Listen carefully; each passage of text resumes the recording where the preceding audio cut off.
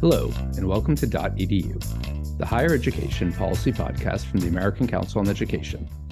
I'm one of your hosts, John Fansmith, Senior Vice President of Government Relations here at AC, and I am joined by my amazing co-hosts, Mushtaq, Gunja, and Sarah Spreitzer. How are you both on this lovely sunny day here in Washington, D.C.? Yeah, the flowers are blooming. I can't quite tell if the cherry blossoms are about to pop. I feel like I've seen some of them, but I don't know. I think it's early this year because the winter was so warm, but it should be very pretty in DC soon. Everybody should come visit One DuPont Circle, and they can come say hi to the three of us. Maybe join a recording. Yeah. Why not? Send us a topic idea, and maybe you can sit in on it. So, despite the astounding beauty happening in our fair city, there's some other things that are happening in our fair city, probably a little bit more contentious. And the one I'm thinking of that probably has gotten the most attention recently was the Biden administration's loan forgiveness plan, which had its day in court last week. The Supreme Court heard oral arguments regarding two lawsuits that were joined challenging the legality of the Biden administration's plan. One by a group of 6 states' attorneys general and one by 2 borrowers, individual borrowers. We've obviously talked about this at some length in previous episodes, but what is happening? What happened? You're the lawyer among us. Lay out sort of what we need to know. Yeah, it's I'm really actually curious what the two of you think happened. I mean, from my perspective, we have been talking about this for a long time, and I feel like the arguments went about the way that I thought that they would go. Yeah. I mean, to me, the Biden administration has a pretty strong argument on standing, and I thought that the justices recognize that, and it may be that they will get to the merits of the case. But if they do, it's going to be because they had to climb a little bit of a weird standing hurdle. And then if they get to the merits of the case, I think that the writing is a little bit on the wall that the conservative justices are likely to find the Biden administration's actions illegal, that they will have gone too far, probably under the sort of major questions doctrine. And that's my read of this. I think the standing question is a real one, though. I mean, it is standing, of course, is this idea that only people that are directly affected by the lawsuit can sue. So, if Sarah has been in a car accident, I don't get to just sue on her behalf just because I witnessed it or because I'm friends with Sarah. She has to be the one who sues. And we have this basic problem of who has been harmed by the Biden administration's, potential actions on debt relief. It's a real question. And, it's interestingly not a particularly political one, right? Questions of standing and mootness, questions of ripeness are, nonpartisan for the most part. So we'll see how this goes. But what did you two think? I mean, you probably watched this closely. I know it probably made you want to go to law school, especially those riveting standing arguments. What do y'all think? Mushtaq, I am looking for representation regarding car accidents since I've been without my car for 2 months currently. But that's a side note. On the Supreme Court case, I thought one of the interesting questions was, does the Biden administration, I mean, the whole crux of the case, right, is does the Biden administration have the authority under the HEROES Act, which is one of the COVID bills? And I was reading that the administration may argue that if the Supreme Court throws out the authority under the HEROES Act, that they might try and say that they have the authority under the Higher Education Act, which seems like a little further of a reach. And I guess I'd throw it back to you to ask you what you thought.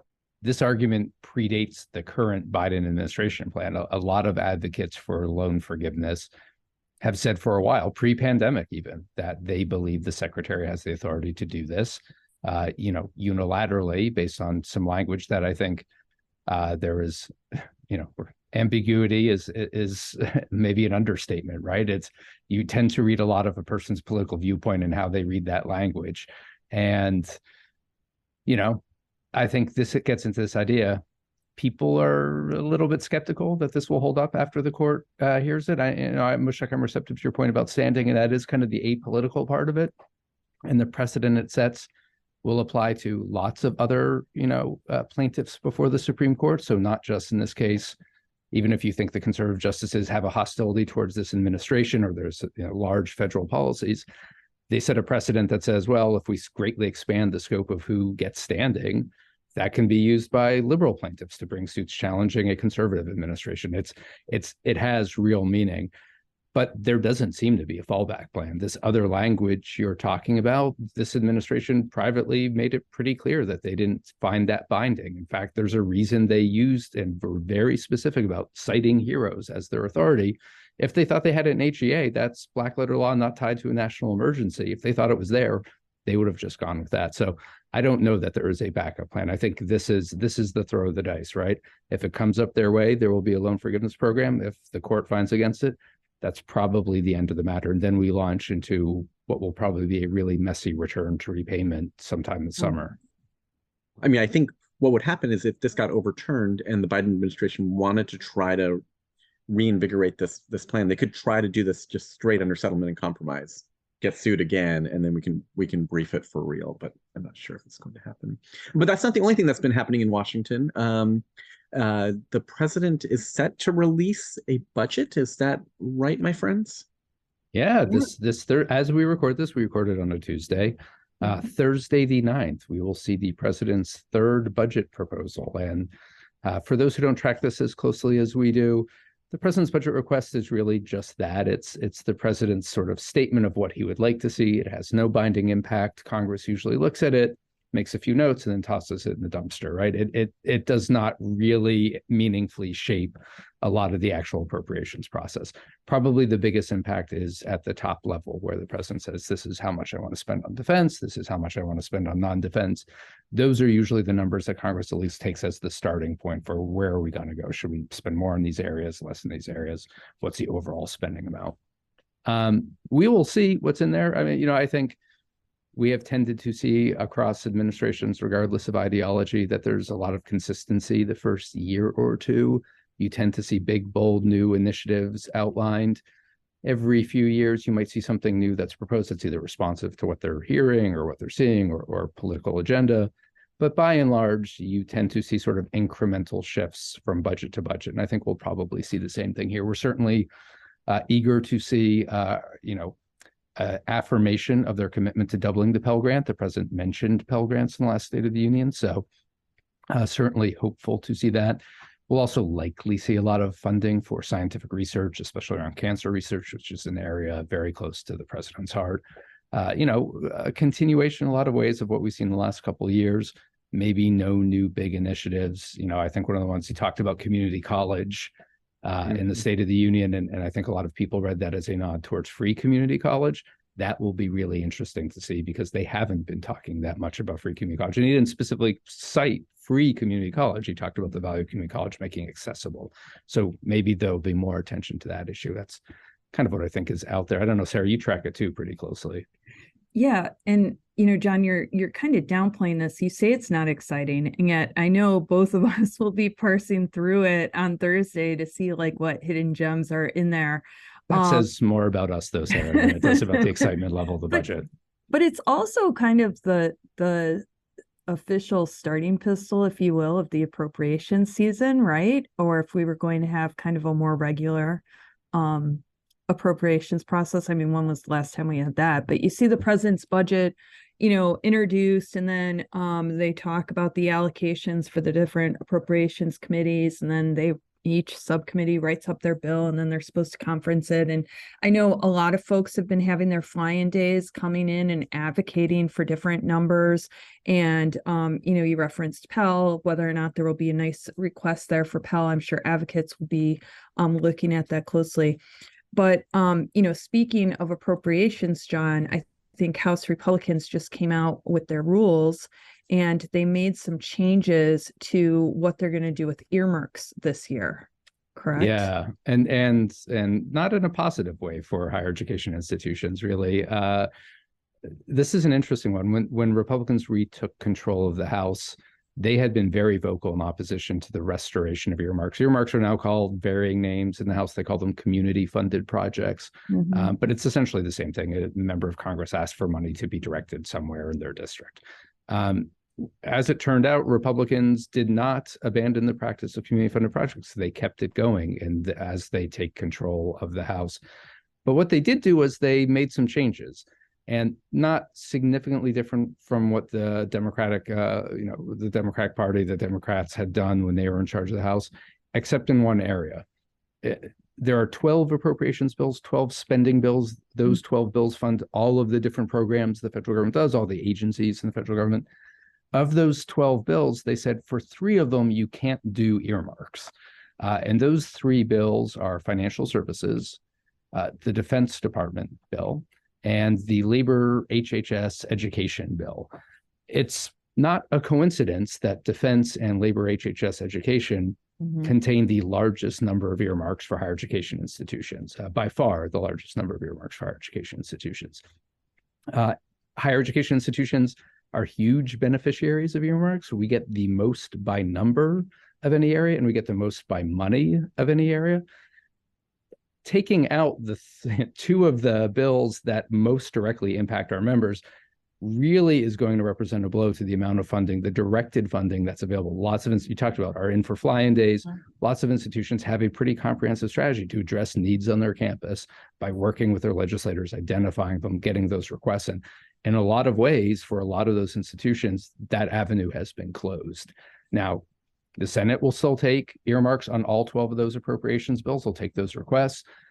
There are other avenues, Commerce, Justice, Science is a bill where you can have things done. There's lots of places where you can address your institution's needs. But this move by the House really starts to narrow the pool, not just of funding, but the options that you can have to see needs addressed. So it's not good news. I know one thing that they're agreeing on. Yeah. Really quickly, they held their first hearing for the China Select Committee, which had a lot of bipartisan representation, and they've started talking about some bipartisan bills. So, the one place that we could have agreement. But sorry, Mushtaq, I interrupted you. No. I was just gonna ask. First of all, you guys have depressed me. It's a sunny, beautiful day as we started, and now I'm feeling that there are clouds. That's what we do. Right. So then what? Right. So the House has different rules than the Senate. They've got these crazy. McCarthy cut these crazy deals. Fine. So what? Are we just going to be in CR land? Will the Republicans agree to that? I mean, I know what they want, which are not big omnibus. They want individual votes on individual bills. They've done nothing to actually get us there, to the extent that the House is holding hearings, right, John? It's on culture war issues, it seems to me. So there is very little progress on these things, and I think you're right. Short-term CRs are inevitable in this Congress.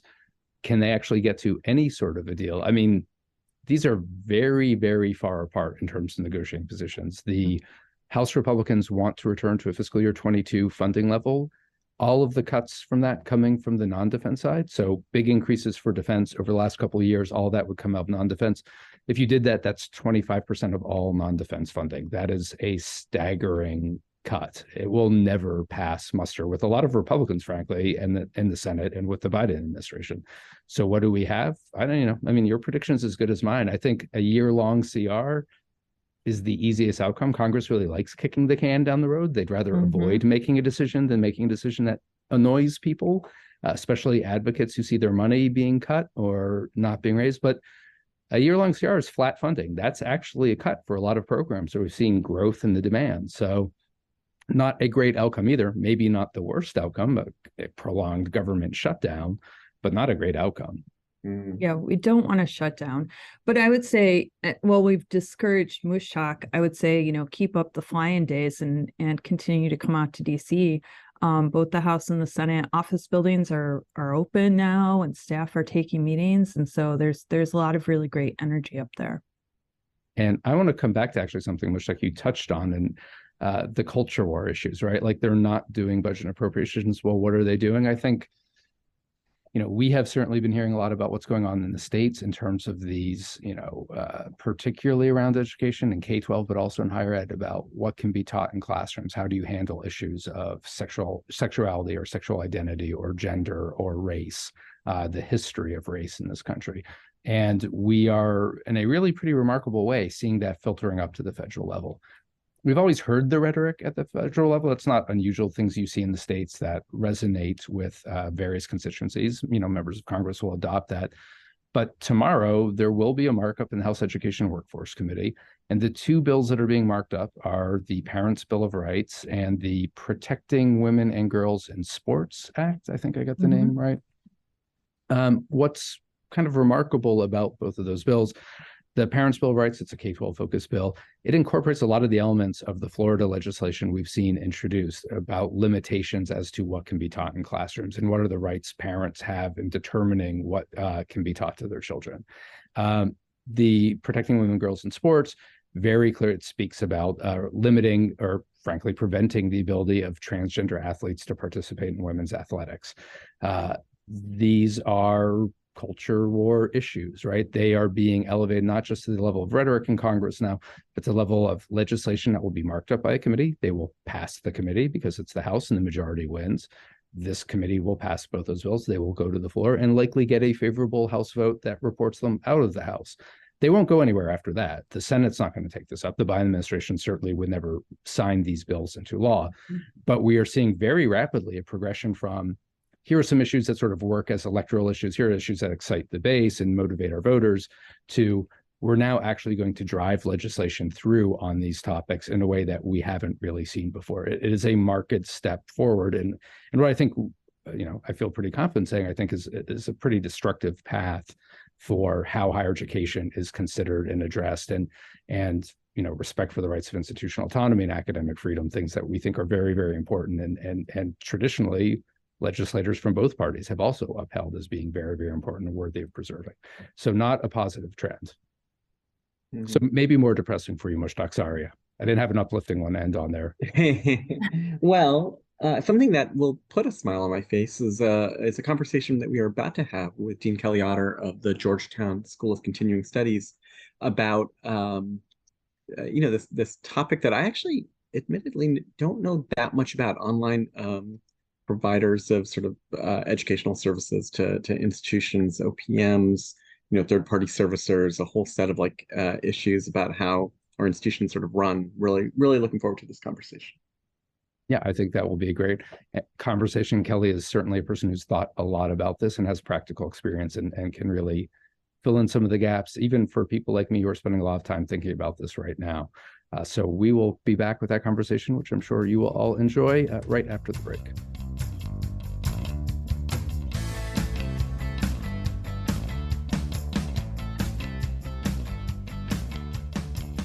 And we are back, and we're joined by Kelly Otter, who is the Dean of the School of Continuing Studies at Georgetown University and has done some work thinking about OPMs, or online program management.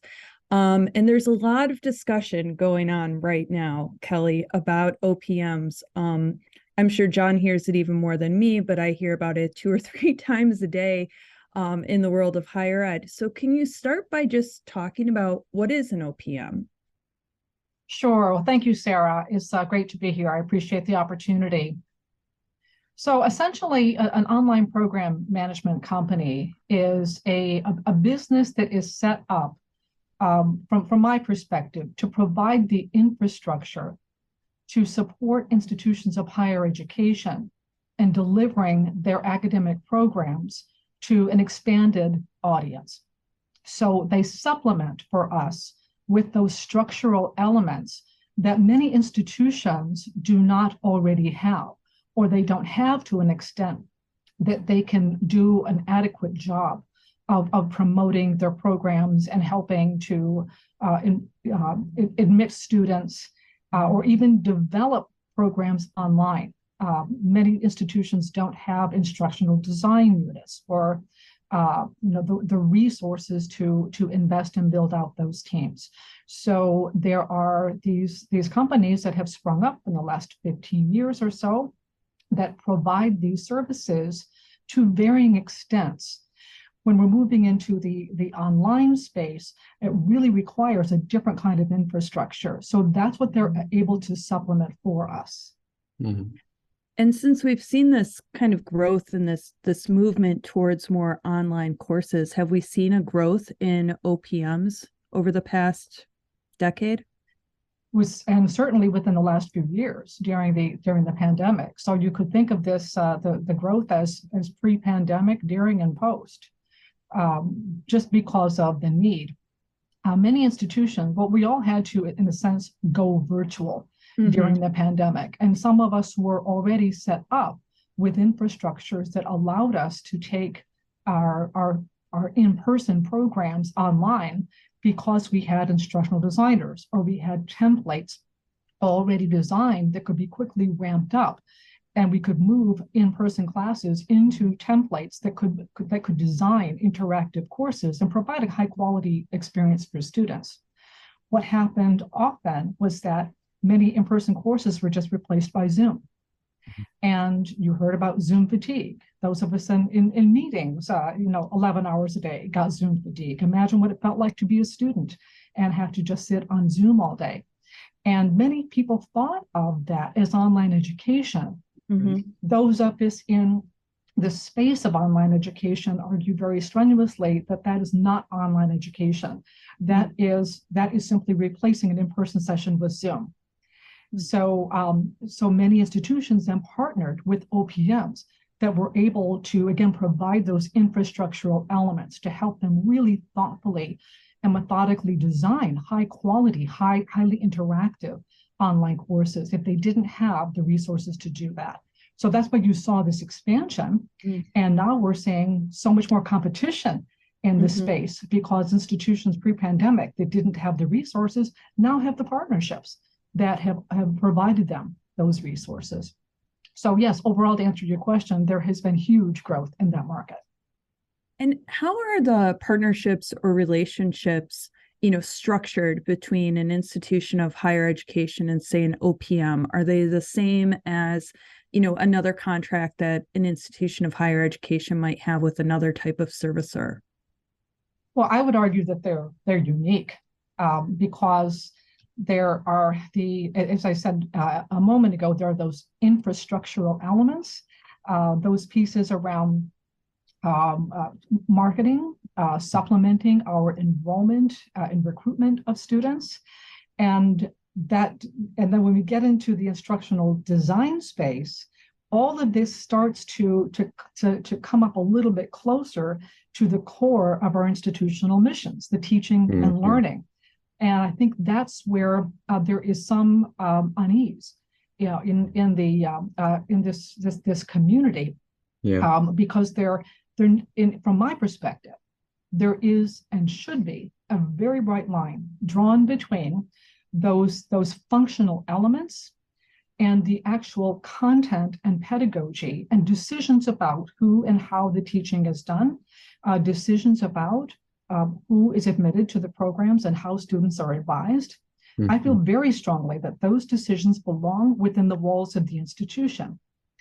And what we have done is built up resources within the institution that can guide both our internal teams and our partners at the strategic level.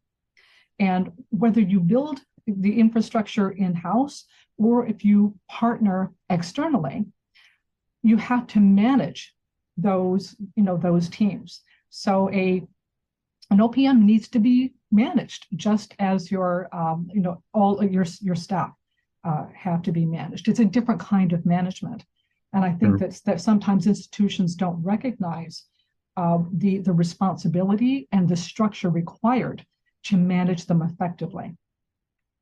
Kelly, it sounds like you've been very thoughtful in how you're using sort of these online providers at the School of Continuing Studies. Can you talk a little bit about where the School of Continuing Studies sort of uses outside vendors and where you've developed some of that in-house expertise that you referenced?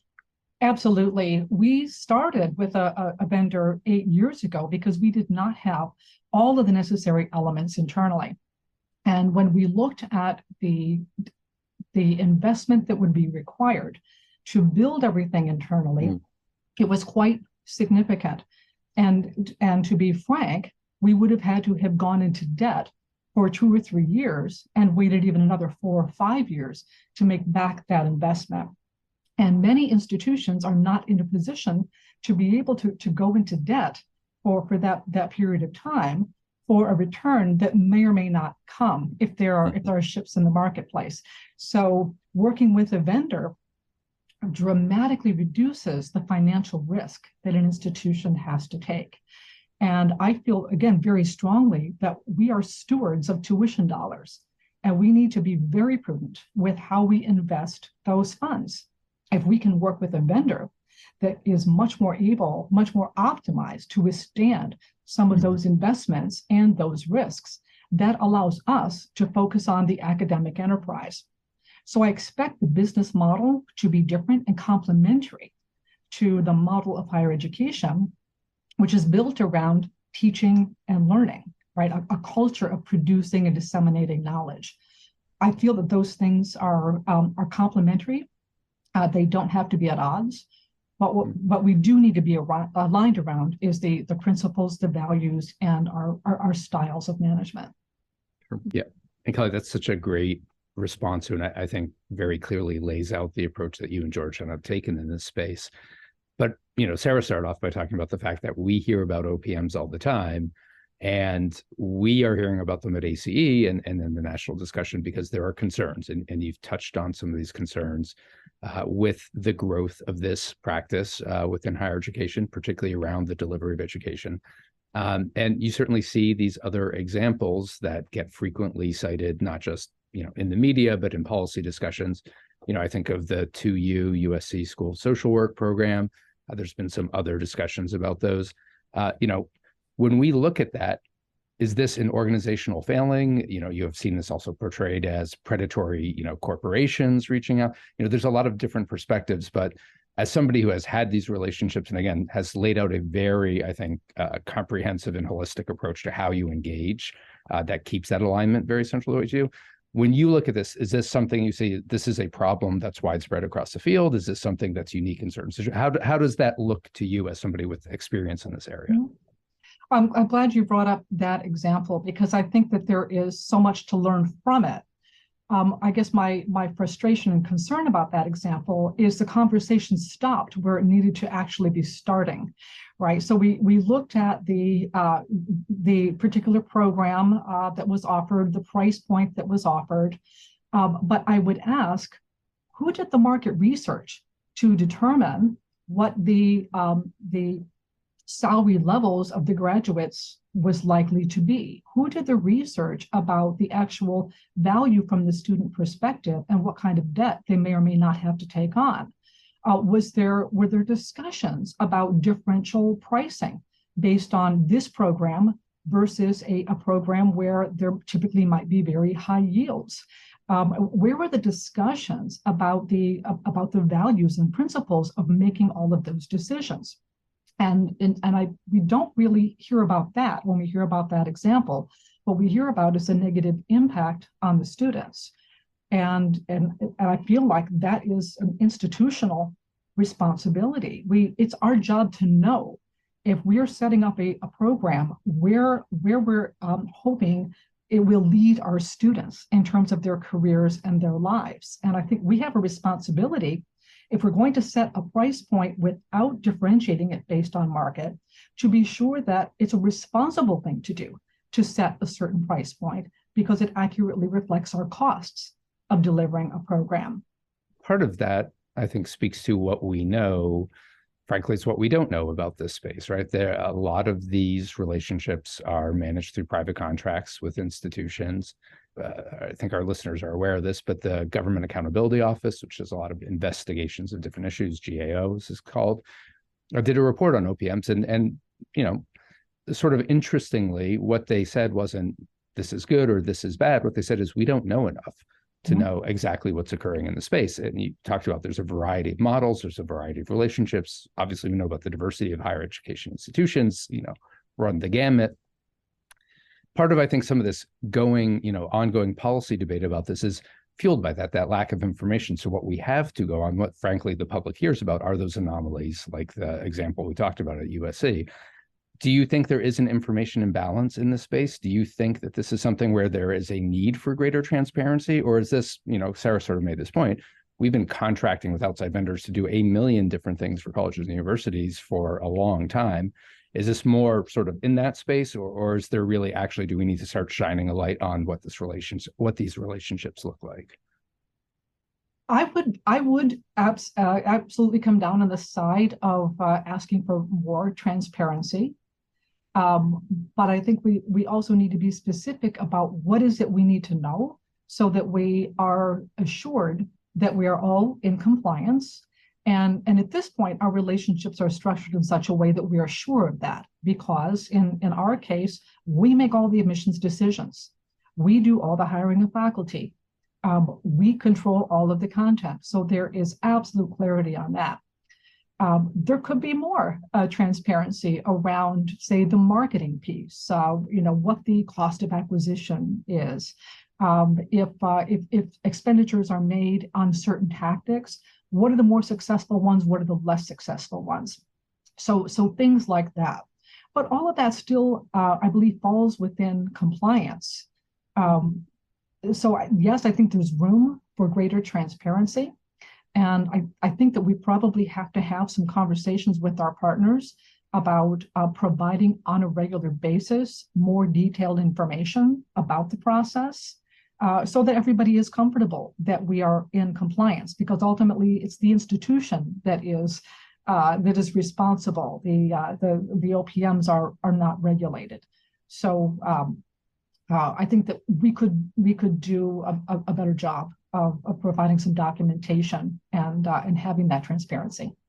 And one of the other things that often comes up in these discussions is the compensation model, right? You hear a lot about revenue sharing in particular, that this idea that essentially parts of the contract terms are dependent on the number of students who enroll, and the payments to the OPM depend on the size of the program or growth within the program. Most of the time we hear about it, revenue sharing is used almost as a dirty word. And I think, again, we get into, there's not much understanding of how these contracts work broadly. So there's sort of a simple, easy to understand approach that, well, if you were tying payments to the number of students, you're essentially incentivizing growth in the program, regardless of student outcomes, right? That's financially beneficial for the institution and for the provider. Can you give a little bit more clarity on revenue sharing and what other models may exist in this area, and sort of talk about why that is the predominant model? I assume it is actually the predominant model, but if so, why it is? Yes, essentially there is the revenue share model and a fee for service model. And there are advantages to both, but it also depends on a number of different things. The construction of the portfolio, the types of programs, the size of the market of programs, the expected returns, the existing resources that an institution has to invest. So with a revenue share, as we mentioned earlier, the upfront investment is made by the partner, and the institution is able to just see the returns of that investment largely your first term or your first year. So the structure of that is, in my opinion, advantageous to the institution. It reduces the risk.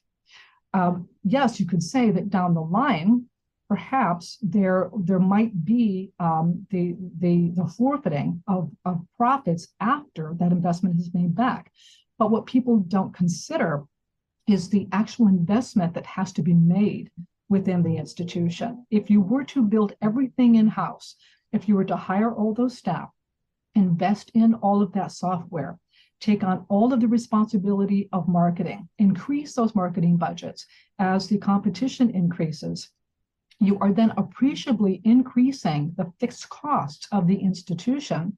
And you now have the responsibility for all of these resources that are not able to be very flexible or adaptable when you experience shifts in the external market, and there will be shifts. Yep. And I think that's really helpful to understanding this environment a little bit more. And part of why we are so interested in this topic at this moment is that the Department of Education just a few weeks ago released guidance on what they're calling third-party servicers, which is a sort of an understood term of art in higher education, has always been understood to relate really to the processing and administration management of financial aid data around students who are participating in the Title IV financial aid programs. Part of the reason they expanded, well, I should say, part of the reason for the guidance was this concern they have with OPMs, the concern they're hearing from people on the Hill and in the public. And so that was, we think, clearly the intent of what they did. And what they did was they expanded the definition of who a third-party servicer is, really to look at OPMs and put them under sort of the information and transparency, the auditing, compliance requirements that third-party servicers undergo. What they did, at least from our perspective and what we're hearing from our members, is they brought in just about everybody else. Most entities that contract with an institution, really across the gamut, areas we've identified, like institutions that are working together to, have a consortium course between them. That would now be a third-party servicer as we read it under the new definition. An example where a police department that does crime statistics and analyzes those and provides them to the institution as part of the reporting requirements under the Clery Act would now be a third-party servicer because they're facilitating the delivery of a Title IV program.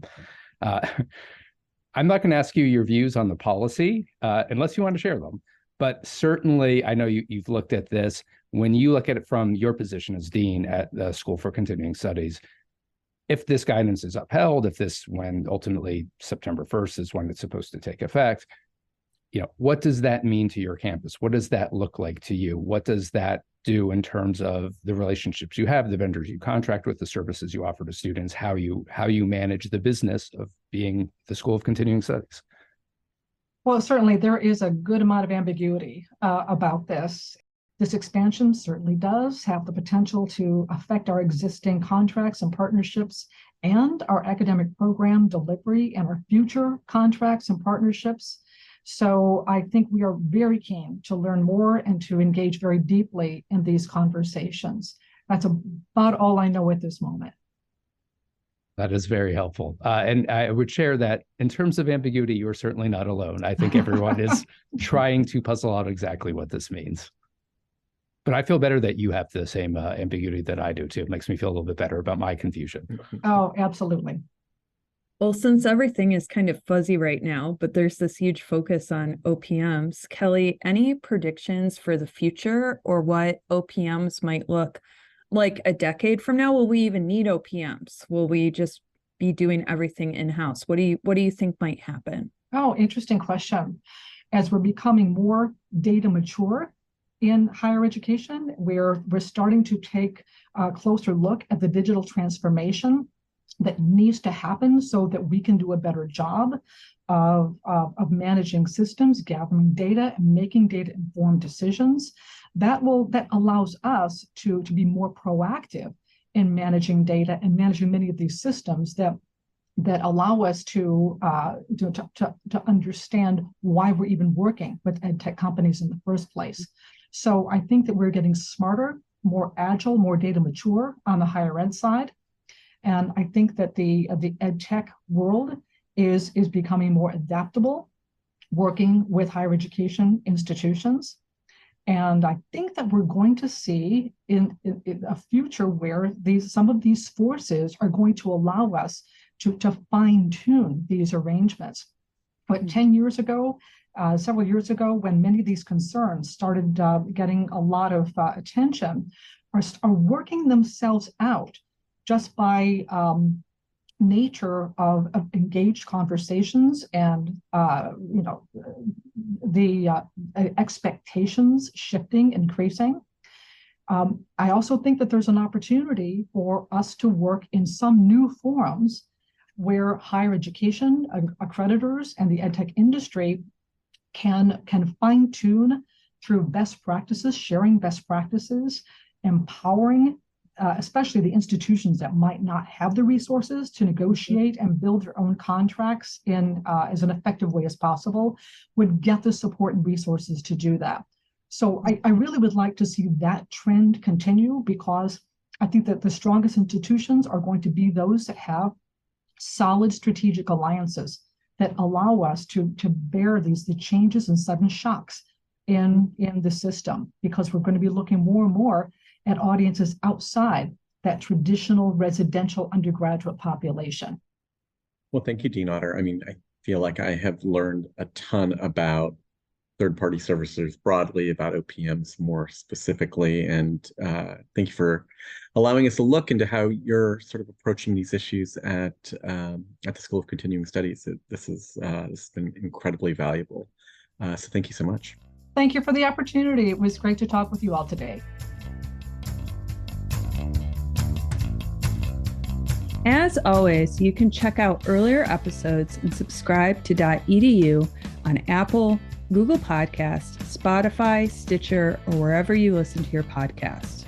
For show notes and links to the resources mentioned in the episode, you can go to our website at acenet.edu/podcast. While there, please take a short survey to let us know how we're doing. You can also email us at podcast@acenet.edu to give us suggestions on upcoming shows and guests. And finally, a very big thank you to the producers who helped pull this podcast together: Lori Arnston, Audrey Hamilton, Malcolm Moore, Anthony Trueheart, Rebecca Morris, Jack Nicholson, and Fatma Gom. They do an incredible job making this happen and making John, Mushtaq, and I sound as good as possible. Finally, thank you so much to all of you for listening.